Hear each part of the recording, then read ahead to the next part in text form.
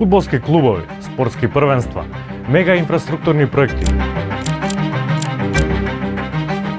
А сега и гейминг компании.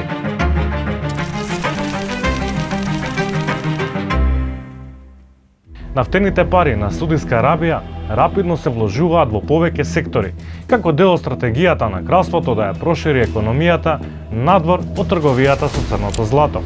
Преку државниот Саудиски инвестициски фонд, фирмата Silver Lake и Affinity Partners, фирмата предводена од Джеред Кушнер, зетот на американскиот председател Трамп, ќе откупат Electronic Arts за рекордни 55 милијарди долари. Ова е најскапото преземање на гейминг компанија во историјата. EA Games стои за дел од најпопуларните франшизи на акциони, спортски и класични видеоигри.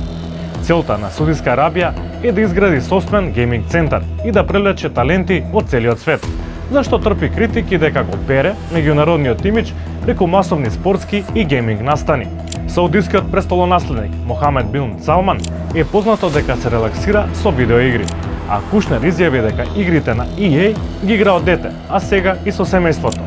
Но геймерите не се сигурни како ќе функционира ова партнерство, особено за игрите со така наречен троен А рейтинг. И самата EA претходно вложи десетина милијарди долари откупувајќи речиси 50 студија за видеоигри.